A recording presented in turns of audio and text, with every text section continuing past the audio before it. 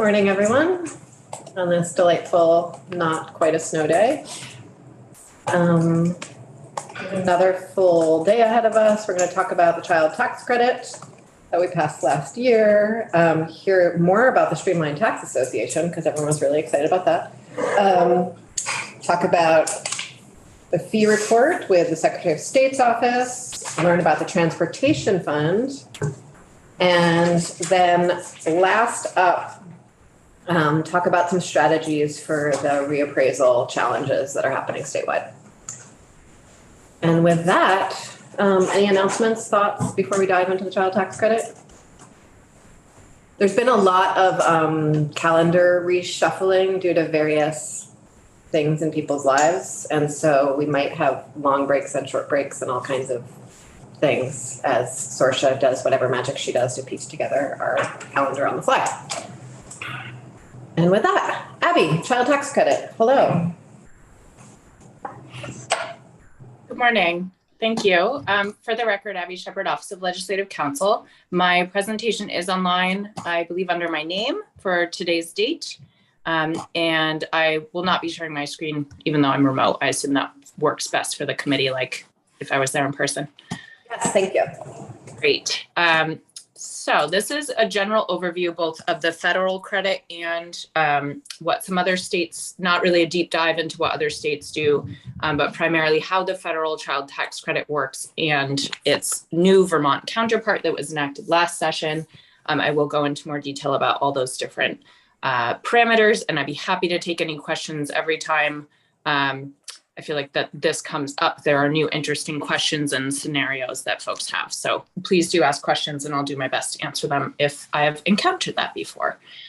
So moving on to the second slide. So I just have my title and today's date on the first slide. There is a federal child tax credit. It's for taxpayers who have a qualifying child or other dependents, and those taxpayers' gross income must be under a certain threshold. So there are income eligibility requirements. I also want to point out that everything I'm talking about is current law, but I do make several references throughout this presentation to the Tax Cuts and Jobs Act, which is all of those changes are still effective, but many of them do sunset. So I've tried to point out where certain provisions will no longer be operative after in 2026 and after. Of course, Congress could take action to extend any of those provisions, but I'm really trying to summarize what is current law right now. And before I get into the detail of what the federal tax credit is and how it works and how it's calculated, I did want to point out sort of the multi-state landscape because this committee and the General Assembly did take quite a bit of testimony last session when enacting the Vermont state child tax credit, and some things have changed in other states. So moving on to slide 3, currently as of 2023, there are now 9 states that provide a state level child tax credit. And I've put asterisks where there are new states, and Vermont is one of them, new starting that were enacted last year. Vermont's was retroactive to the start of 2022. I also noted that Maryland just had their child tax credit sunset. It went through the end of 2022. And you'll see on a chart that I found from the Columbia Center on Poverty and Social Policy, it does show Maryland as having a child tax credit. That's on slide 4. It also shows Vermont's, you'll see now, and it's split them. Oh, I'm sorry, it got cut off a little bit there. It's splitting with its color coding between refundable child tax credits and non-refundable. And it also shows where there is one-time child tax credits. I do not have a lot of detail on other states, but I will be happy to look into those if the committee has questions about how other states structure it. Each state seems to do it a different way, different amounts and different qualifications. Moving on to slide 5. So diving into what is the federal child tax credit. And the reason I'm going into so much detail about this is because Vermont does use some of the federal definitions. So it's important to know how a qualifying child, or a qualifying taxpayer is defined federally for how those definitions flow through to Vermont, but not everything is taken wholesale. It's unlike the child and dependent care credit. And actually, I should distinguish between these two. The child tax credit is not linked to care expenses. The child and dependent care tax credit is child care or dependent care expenses. So this is not, you don't have to have expenses to take this credit. So on slide 5, start with the taxpayer. So I'm going to look at who is a qualifying taxpayer, then who is a qualifying child, and then who is a qualifying dependent. So a qualifying taxpayer must be a US citizen, US national, or US resident. The taxpayer must have a taxpayer identification number by the due date that the tax return must be filed. And that may be either a social security number or an individual taxpayer identification number. So that's for individuals who have a filing requirement, but do not have a social security, typically because they have not been authorized to work in the US. There are income eligibility requirements. And here I've noted what is in current law, and that is only through, as I mentioned, through the end of 2025. That's one of the provisions that sunsets the Tax Cuts and Jobs Act. But currently the income thresholds are 400,000 or less of adjusted gross income for married filing jointly. And then all other filers are subject to a $200,000 AGI limit. And then over that, the amount of the credit phases out. Moving on to slide 6, I'll sort of walk you through the different requirements for qualifying child. And I've tried to go into as much detail as possible on qualifying child definitions because Vermont does specifically use the same definitions as federal law, except for age. That is not one of their requirements. Vermont has its own age requirement.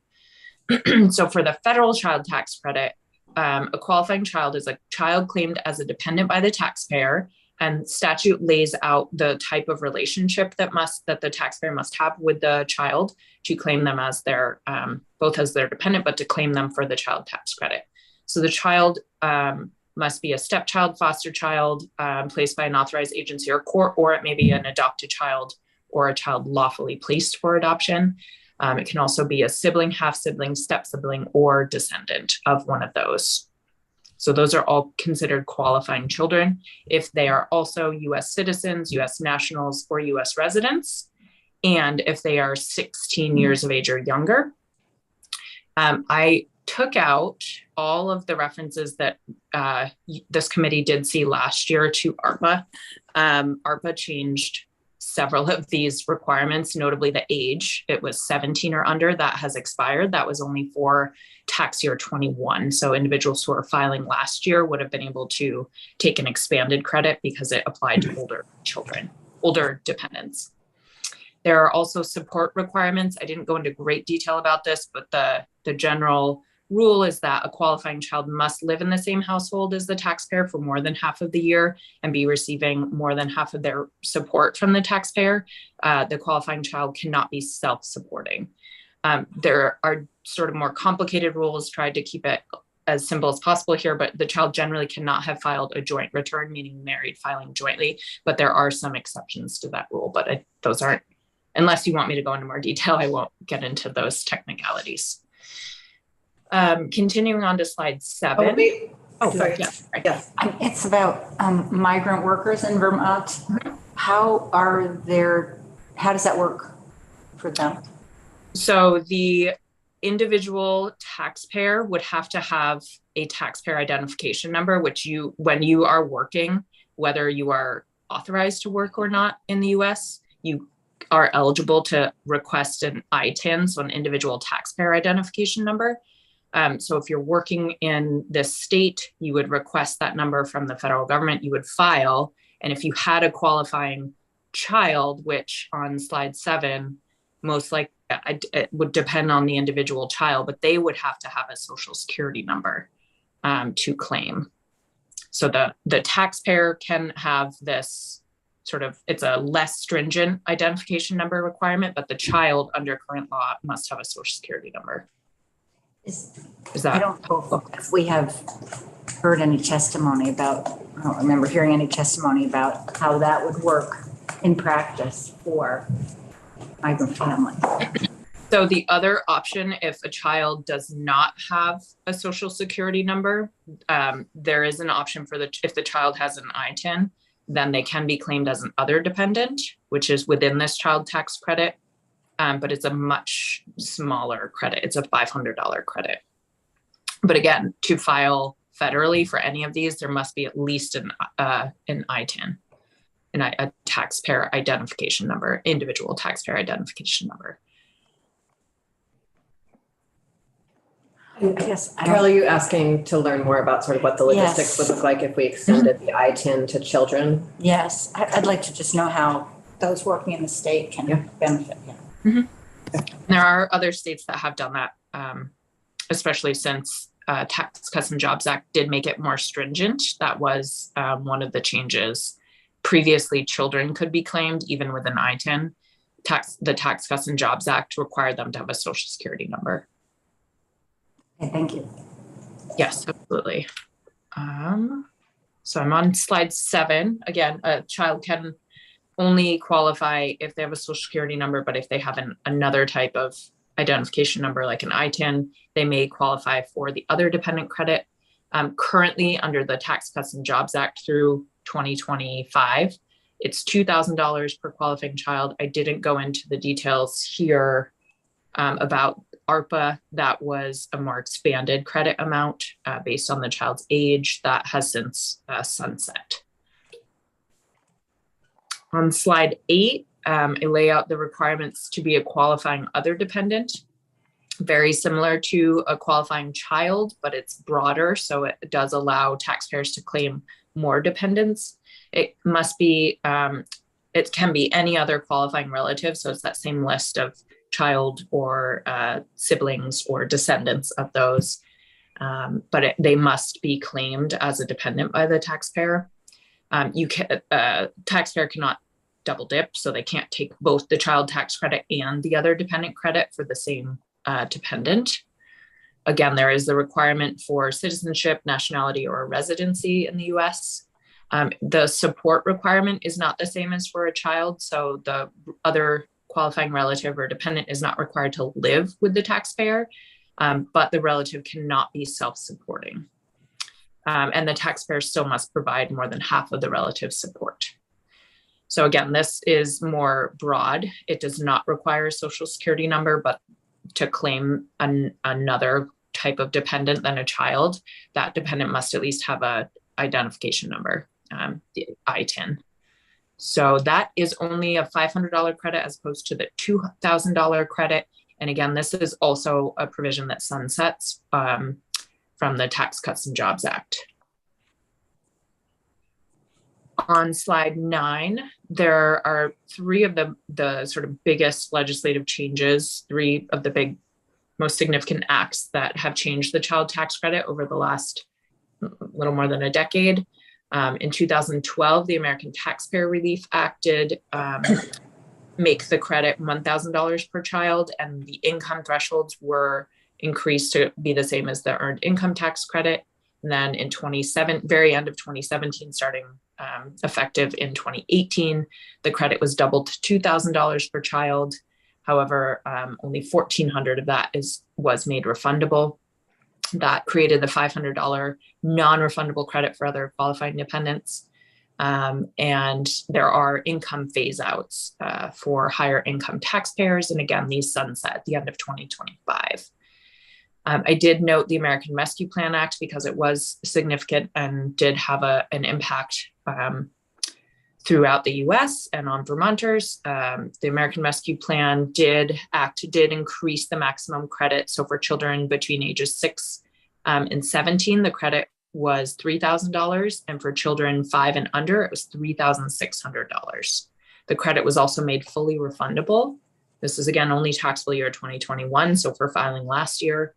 And what was novel about the ARPA credit was that it paid out half of the credit in advance in monthly payments. So half of the credit that would have been due was split into 6 monthly payments for taxpayers who were eligible from July through December of 2021. So if there aren't any other questions about the federal credit, I'll move on to what Vermont enacted last year. Thank you. Great. So that was Act 138 of last year. It created a new section in Title 32, it's Section 5830F, which is following some other more recent tax credits that have been enacted. The credit was made refundable for qualifying children who are 5 years of age and younger at the end of the taxable year, who would qualify under those qualifications and eligibility requirements that we just covered federally, which include the support test, the relationship test, and the requirement for a child to have a social security number. The credit amount is $1,000 per qualifying child, and there are two different phase outs. There's one for taxpayers based on income. So taxpayers, whether they're single filers or joint filers, have their credit amount reduced when they have AGI over 125,000. So that means it phases out. The way the phase out was drafted, it means it ends. There's no credit at and after 175,000 of AGI. 1 second, Abby. Can someone just remind me about the rationale for the 5 and below? Why that different? Yeah, so one is just dollars. That's probably the biggest reason. And then sort of the rationale of that cutoff very specifically versus 4 or 6 or something was we looked at some data on family income, and there tends to be like a decent growth curve inflection point when kids get to the age of 5. So it felt like we knew that we couldn't do the full scale of the federal child tax credit up to 18. And so if we were going to put one in place, it sort of made sense to put it at that income earning inflection point. Did some of the I think income it got introduced at age 6, so I think. That's right. is it something about school age eligibility and childcare costs impacting earning ability of parents? Maybe, yes. And there's like a lot of, and there's a lot of research about sort of that earning ability. Yeah. Maybe. But it was like in the conversation and in, I think we talked to Joyce Manchester about it a little bit. Is that your memory? It wasn't intended to cover childcare costs. It was more about sort of earning ability. Yes. Did we have the conversation around other dependents that are not children? Yes. And that conversation happened more in conference committee, because we also expanded the child and dependent care credit, which is a whole other thing that Abby could talk about. Would that be helpful if she did? Would you like me to talk to the difference between the different credits that target childcare more specifically? Yeah, about the child and dependent care credit, maybe. Right. So that was also in the same act. And that is, there were 2 existing credits, and one was repealed and the other was expanded. So there was one that targeted individuals with lower income, and there were dollar thresholds for income in statute. That was fully refundable. That's the credit that was repealed. And the other credit, which was previously just 24% of the federal credit, that was expanded to become fully refundable. And it's now, I think, 45%, although I'm blanking on the exact, no, it's 72%. Sorry, there were multiple credits that were amended. So it's 72% of the federal credit, and it's also specific to childcare provided in Vermont. But that was not a new requirement. That was under existing statute. It includes dependents, not just children. Yes, it's child and dependent care. That's correct. I think back to you. Okay. Great. And if you want, I can look into more detail as to what dependents that includes, because there are other definitions. These credits both use the same Internal Revenue Code definition of dependent, but then they add other requirements, notably age, and with the child and dependent care, whether those expenses are allowable or not. It also gets at, there's sort of a cap on the amount of expenses that can be claimed, and that's also reduced with other benefits. But I could put together something more specific if you'd like. Could come back to talk about that. Yeah. go That would ahead. be helpful to me to get a list, maybe, maybe it could be on one sheet of paper. I know you're busy with other things, but what I'm thinking of is just something to identify each of these tax credits and then 2 or 3 bullet points about what the criteria are, income perhaps, and age of the child or the dependent, or just something so I can know what is being talked about. Absolutely. These are fairly new to me. Just as I'm talking, I'm thinking of all the caveats too. Yes, that is like the child and dependent care credit is subject to income, but there are multiple ways that it's reduced, that I'm saying reduced, but that the income is applied, because it's both childcare expenses that have a cap, the income has a cap, and then if you have other childcare assistance, like using an FSA where you get to withhold part of your wages or your payments, and you put them into a flexible spending arrangement account for childcare, you're already getting a tax benefit by not paying tax when you receive the income. So you can't use that to pay childcare and then also claim those same expenses for the tax credit. That said, as a parent, I'm well aware of the cost of childcare, and a lot of folks have more than the cap in childcare expenses in a year. So you can use the FSA up to, there's a $5,000 cap on that, and then you can also claim the childcare independent credit. However, the cap on that dollar amount for the expenses is reduced by how much you've benefited from a flexible spending arrangement. But I would be happy to put a bullet point list together so that you can have sort of the main, here are the income thresholds, here's the amount of the credit, and here's some of the basic criteria. Thank you. Absolutely. Thank you. I think I had stopped on slide 10, moving on to slide 11.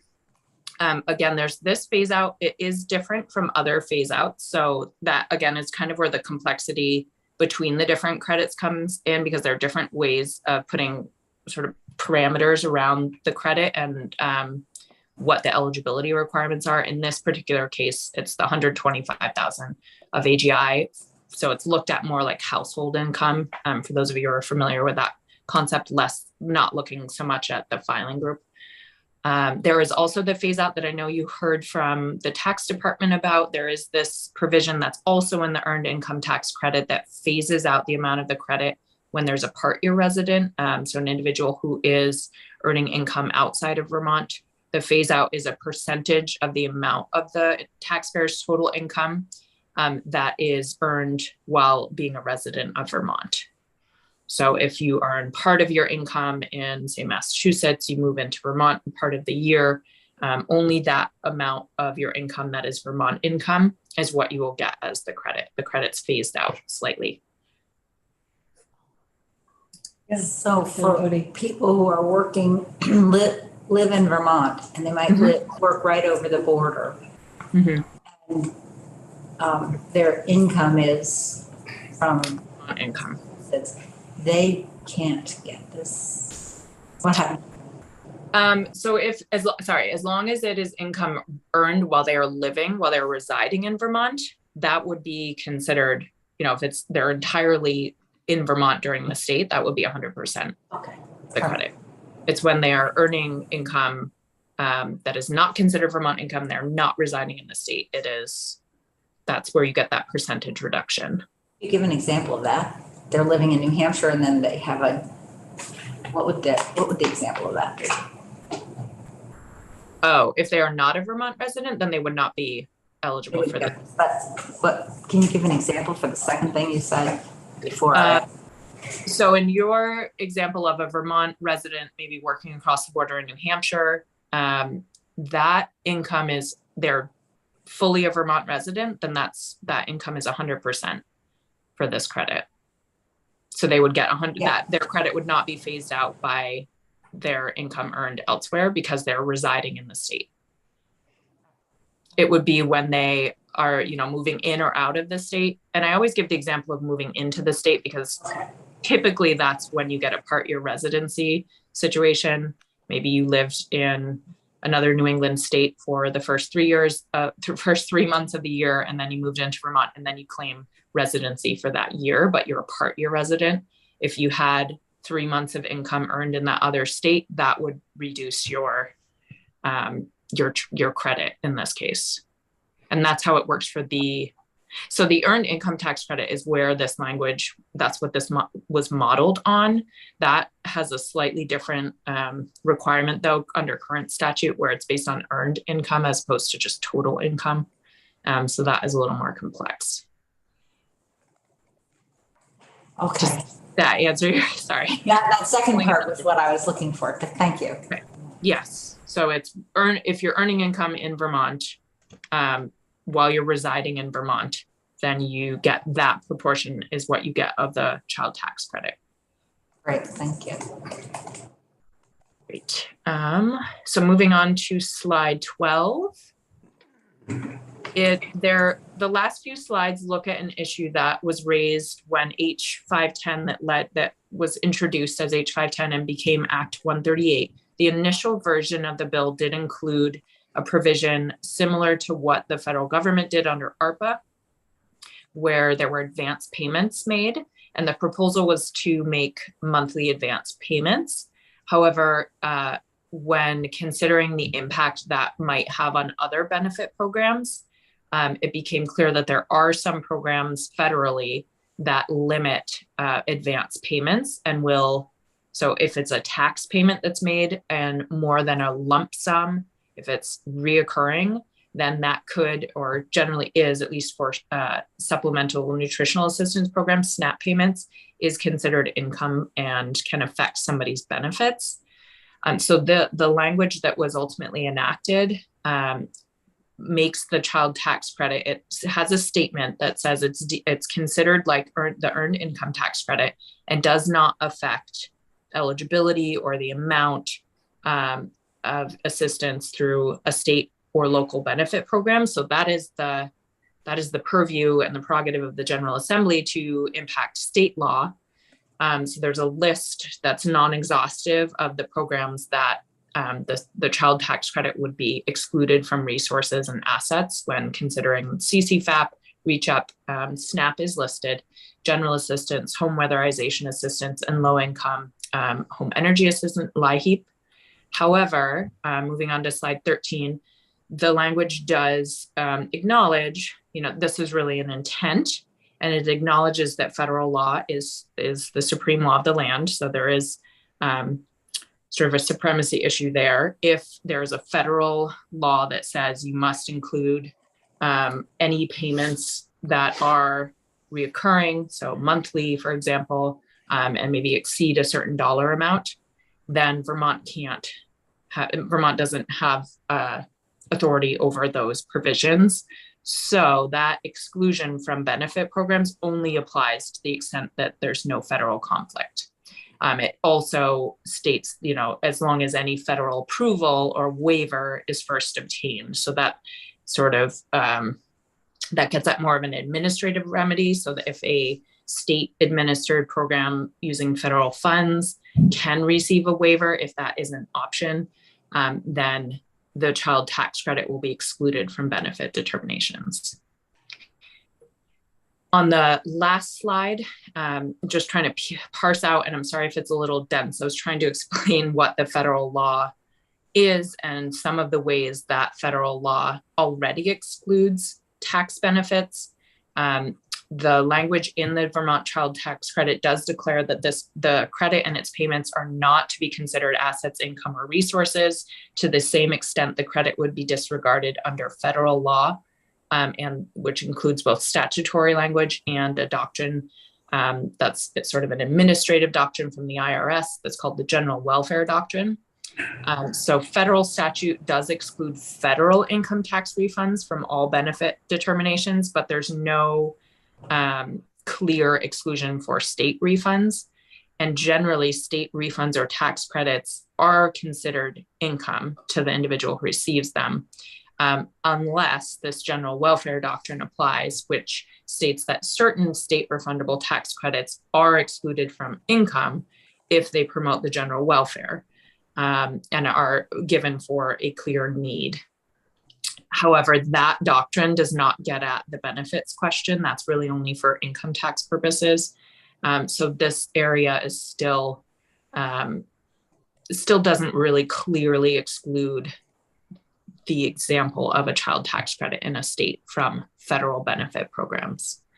Some Vermont programs like TANF are like the resources definition, whether an income tax credit or a refund would be included, that's up to state jurisdiction to decide. So Vermont's language should cover the child tax credit and exclude it from TANF. But there are other programs. There's sort of a lack of clear guidance from the federal government in this area as to which programs would include a state credit like this and which wouldn't. So SNAP is the primary example. There are also different treatments for Medicaid purposes. Those definitions apply differently. So there are a few areas where it's not crystal clear that the child tax credit would not be included for determining benefits. There's a coalition of states that pass child tax credits at the same time that we did, or that are looking to pass child tax credits, that are trying to work with their federal delegations to help clarify that language. Thank you. So that concludes my presentation. I will be happy to follow up with a list of which credits would you like me to focus on? The child-oriented credits, so both federal and state, or is there a broader question for summarizing state different credit requirements? I was thinking that as we get closer to talking about this child care benefit, so all those that deal with children, so we know what parents are already getting. And as you were talking, it occurred to me, gee, these people need to hire a CPA to get all of it and to get all the ins and outs of each of them. I mean, it's really complicated. And is there a way we could perhaps lump them all together in this state and make it easier for people to apply for? And I was also thinking that maybe when we're talking about child care, is there a way we could make all that income, all that money parents pay for child care somehow deductible or refundable? Run it through their taxes instead of generating new money. Just make it somehow a refundable credit on their tax return. That is what the EITC is and the child tax credit. It's an interesting concept to consider making it more like a deduction. That said, I think that is some of the intent or sort of what's behind personal exemptions and standard deductions, because although the personal exemptions have been suspended under the Tax Cuts and Jobs Act federally, that counting of dependents is one way to reduce income. So there are a couple of different ways of getting at it. But I'm just thinking through there, there's the earned income tax credit, there's the child and dependent care credit, and there's the child tax credit. So right there you have three different tax benefits, and then you also have flexible spending arrangements. So I will write up, there are actually several IRS publications that are very lengthy that are dedicated to, if you have children, these are the ways you can benefit under the tax code. Thanks, Abby. Thank you. Sure. Thanks, Abby. That was super helpful. I know you're not with JFO, but just a JFO related question that maybe you know, maybe you don't, but do you have any idea what the tax expenditure amount is on the CTC annually? So that's a great question. I did check in with Pat Titterton before coming in. So there is no impact yet because people are filing right now. Right. All that there is to look at so far are the estimates that Graham Campbell did last year.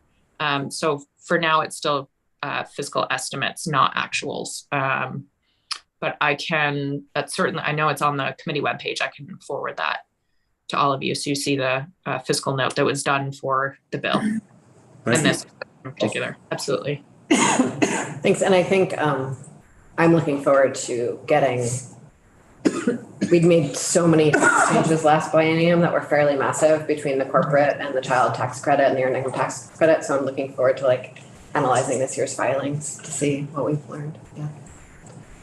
Great. And I think One more. just our sort of earlier conversation about like, what can we do to align all these things? I think we have a proposal on the table, right? Or we already need that alignment. The linking up, I'll just go back to our previous notes. Okay. Yes. The simple way is a negative income tax.